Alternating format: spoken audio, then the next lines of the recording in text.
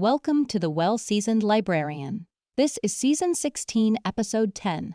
Today we're diving into the delicious world of snacking with author Suzanne Lenzer and her brand new book, Peckish, Suggestions for the Sophisticated Snacker. Forget rigid mealtime rules. Suzanne is here to liberate your palate and celebrate the joy of nibbling. Suzanne believes that eating should be fun, encouraging us to embrace our cravings with a little bit of this and a little bit of that. Peckish offers over 75 inspiring recipes for small bites, proving that wonderful food doesn't need to be complicated or picture-perf. Fact. Get ready to rediscover the playful side of your kitchen, fueled by curiosity and a touch of culinary whimsy. With nearly 2 decades of experience as a food stylist, cookbook author of acclaimed titles like GRAZE and Truly, Madly Pizza, Suzanne brings a wealth of culinary creativity to the table. Her recipes and styling have graced magazines, television, and numerous cookbooks, and her writing has been featured in publications like Tin House and the New York Times. Join our host Dean Jones as he explores Suzanne's philosophy on snacking and the delightful recipes in Peckish.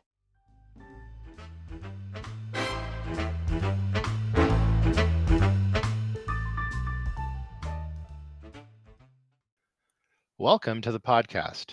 Today, I'm speaking with Suzanne Lenzer, whose new book, Peckish, Suggestions for the Sophisticated Snacker, is out today. Suzanne, welcome to the podcast. Thanks so much for having me, Dean.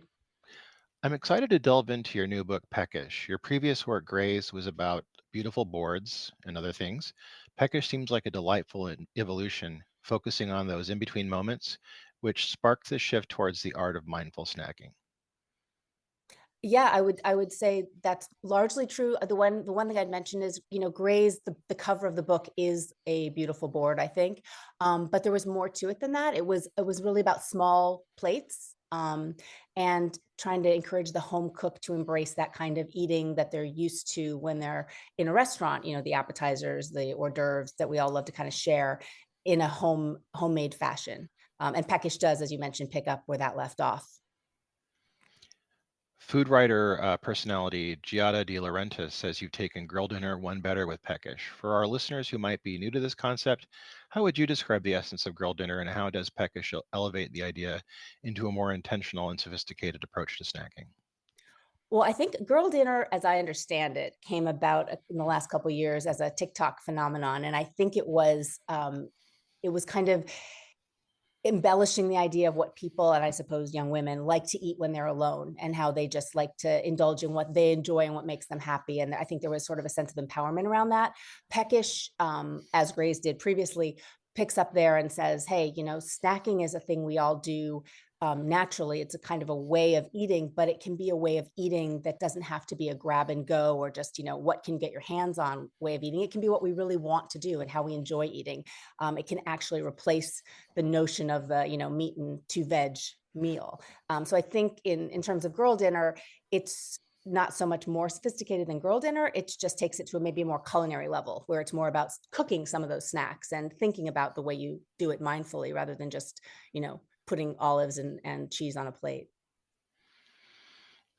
I saw a mention of the idea, I think it was a quote, that the best food experiences often happen over the kitchen counter. Can you elaborate on why you find these informal moments so compelling, and how Peckish aims to capture the same joy and connection? Sure. I mean, I don't know about you, but I think, when I have friends over, often the most relaxed and fun that we have is when I'm in the kitchen or they're in the kitchen with me, or even if I'm at someone else's house and you're standing around with a glass of wine and you're snacking and chatting, and you're not, sitting down and having that more formal eating experience. It's a very communal, but it's very relaxed. And so I think that's kind of what I was trying to capture with the book. It's embracing that same kind of intimate in between moments, but in a more acknowledged way. I love moments like that with friends over wine and in the kitchen. Now, do you yourself have any anecdotes that kind of encapsulate this snacking as a connection philosophy that inspired the book? Um, I wouldn't say I have a specific anecdote per se, but I will say that I always harken back to a trip to Spain that my husband and I took years ago, prior to Grace coming out, actually, where we found ourselves eating the entire trip just in a traditional tapas format. And to me, that really was the beginning of this idea of snacking as a way of eating experientially and more regularly. It felt so natural and so instinctive, and like I said, to you earlier, so kind of thoughtful. It wasn't just grab and go. It was actually, there was a level of sitting down and enjoying it and acknowledging that small plates and snacking was okay. I find that it's harder today to kind of just do the sit down traditional meal, and it's not always something that's really wanted. Oftentimes it's heavy. It's not really kind of realistic, I think, in most cases. I mean, or all cases. But do you find the idea of liberating ourselves from the rigidity of a traditional meal is something that can be liberating, or what are the benefits, in your opinion, of this approach to eating? I totally agree with that. I talk about it in the opening to Peckish, actually, that I find this kind of eating and cooking liberating, not just for the eater, but for the cook as well. There's something about not being held, restricted to coming up with a main course and sides and, a dessert, but thinking about what you want to eat, to thinking about, what do you feel like eating, and following that more, like, again, thoughtful path that I think is very freeing. It's freeing for the eater because you get to indulge in what you really want, not what you think you should eat. But it's also freeing for the cook because you don't have to follow sort of the rules of, um, meat, two veg, pasta, salad. You can be much, much more open-minded, and I think a little freeform. I call it, the opposite of meal monogamy. Yeah. It's peripatetic. I find like I get home at late often and I don't want to make like a huge meal and then end up eating even later.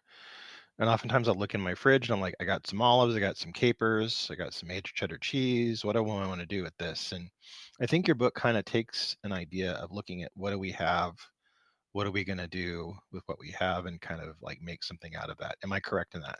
You totally are. I actually have a section, like I mentioned in the introduction, called that I call the scattered platter. And that is exactly what you just said, is exactly the essence of that. It's um, embracing this idea that what we like to pull out of the fridge, what we have on hand, and what makes us happy, and putting it on a plate shouldn't be reserved just for ourselves. It's actually quite contrary to the idea that, like, serving a bunch of scrappy things from your fridge that you love, but to a friend, is kind of, thoughtless. I think it's very thoughtful because you're feeling like, I feel comfortable enough with you to share with you what I do when I'm alone. And there's an intimacy to that I think, just said, really encapsulates the book. How does, moving past the idea of boards and platters, how does Peckish encourage home cooks to add this dimension to their gatherings, both in terms of the food itself and also presentation? Well, you probably noticed that the book is organized by vessel. So the chapters are things like in bowls, in jars, on toast, napkins only, platters. So the idea is that you think beyond the board and the platter. The same kind of foods can be served, the same things you love, but you can do them with a twist. You can do them differently. And there is something, I think the boards and platters phenomenon is great. I love a good board, but it's really been covered in the last few years.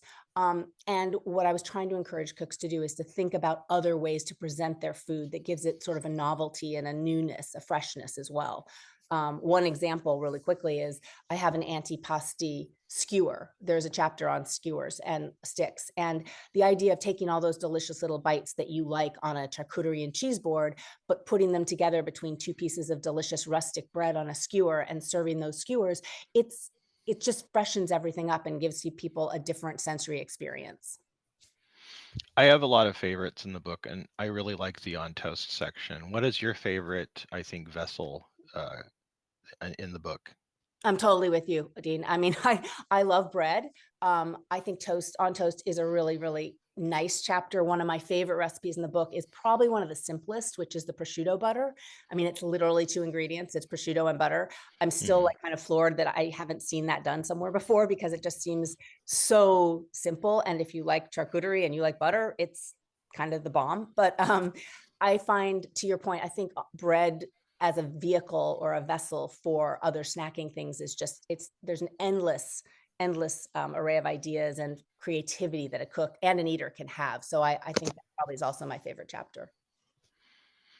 The book talks about mindful snacking, which is a philosophy you nurture in your life. Can you share a bit about how this approach has personally impacted your relationship with food and cooking? Sure. I mean, I I'll be honest that I think a lot of I mean, GRAZE came out before the pandemic, but during the pandemic, my relationship with food and snacking changed. As I think a lot of our relationships with food did. You know, we had a lot more time in the kitchen.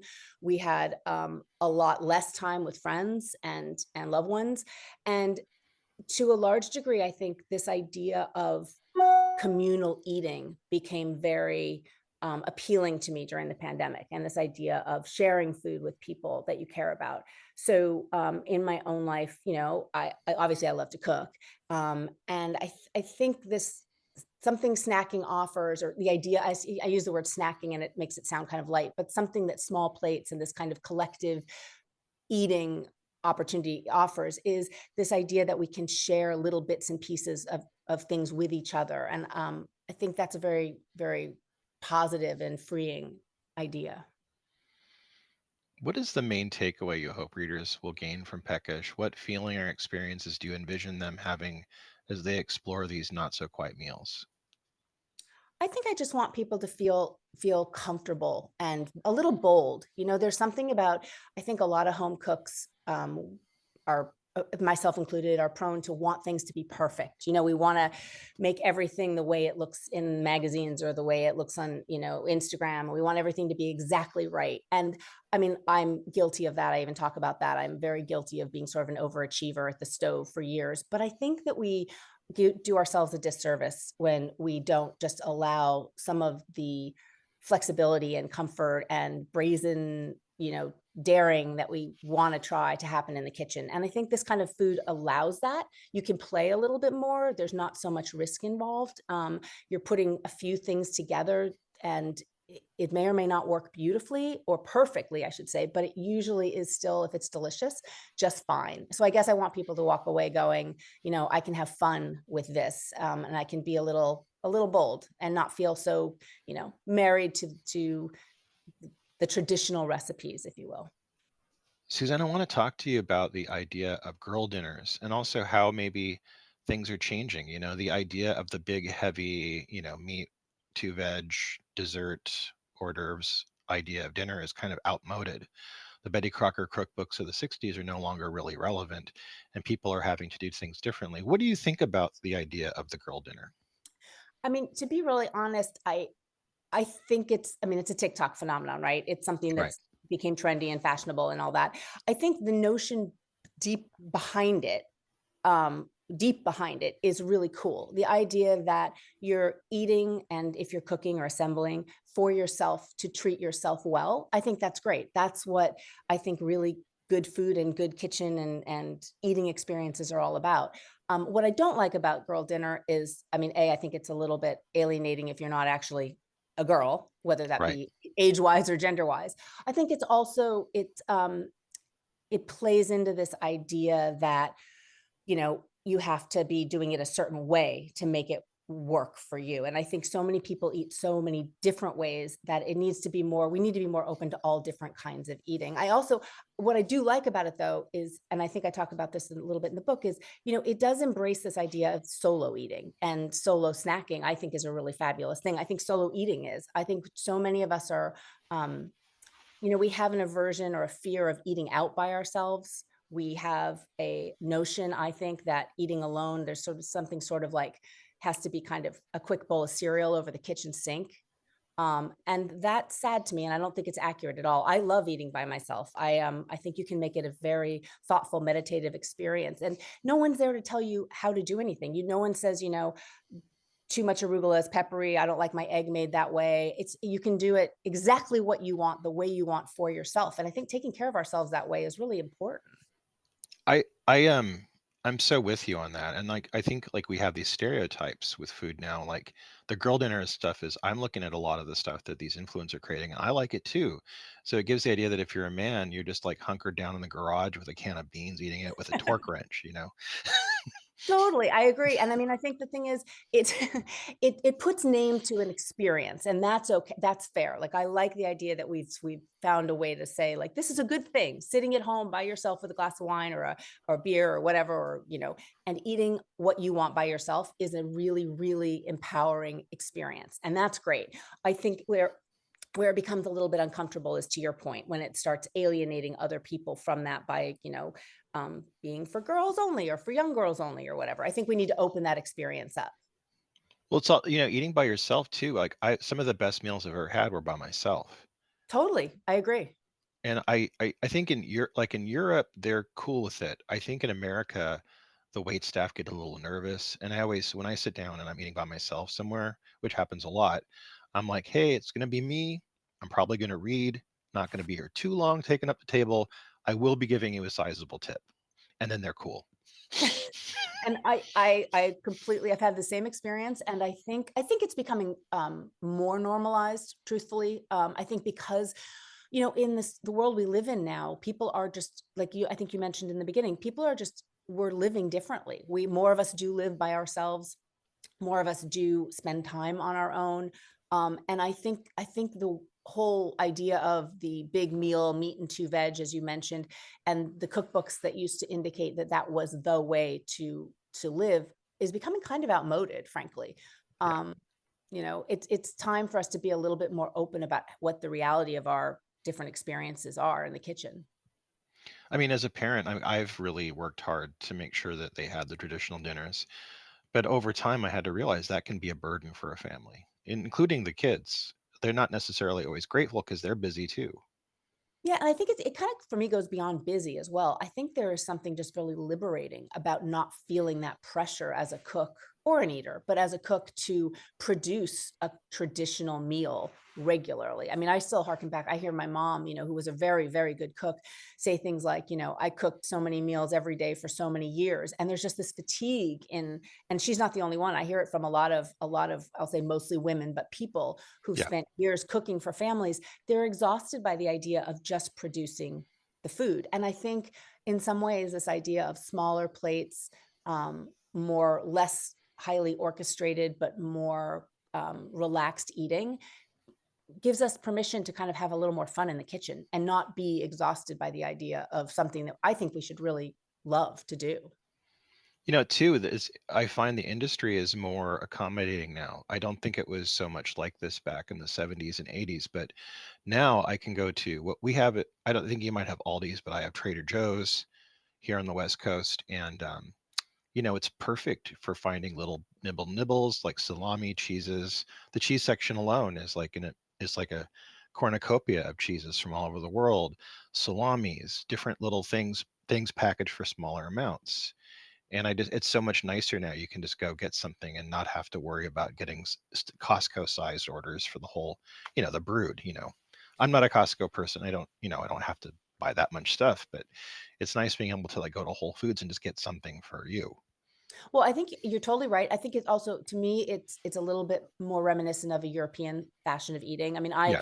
I lived in Manhattan for many, many, many years, and shopped daily. We had a Yeah. minute, we had a small fridge. It was just the nature of our life, and my job was cooking, and I would still have to shop. So I shopped daily because you just didn't have the space. And Yeah. I think, but to your point about salamis and cheeses and small things, one thing that I think is so refreshing about this, allowing ourselves to eat this way, is, you know, you don't have to cook everything. You keep a really well-stocked pantry, and you do yourself a big favor. One of the ways that, I mean, I have been asked this question, isn't your idea of snacking pretty complicated because you actually have to do all this cooking ahead to then have these snacks? And to some degree, if you like to cook, you're not going to mind that anyway. But there is, cooking is cooking. It takes time. But there's a lot of this kind of eating that doesn't demand much more than thoughtful prep work, thoughtful shopping, having the right things on hand to pull out, like you mentioned, when you're in the mood for something, and you can build an entire meal out of those small bits and pieces that you were talking about. And I think it can be equally as satisfying as that bowl of pasta or that chicken and roast potatoes.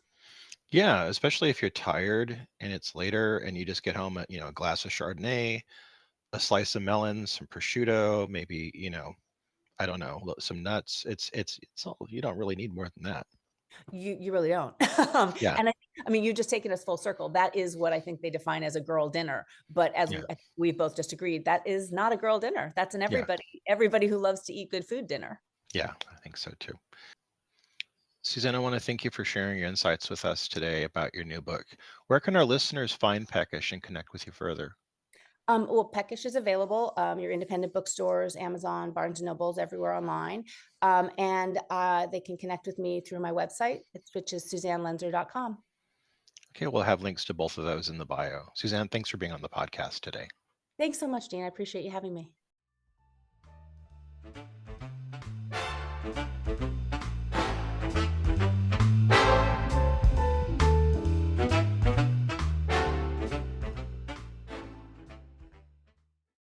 And that brings us to the end of another delightful exploration here on the Well Seasoned Librarian.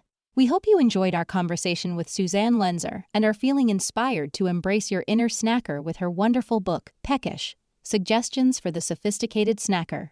Remember, you can find links to Suzanne's book and her website in the show notes, so be sure to check those out for more delicious ideas and information.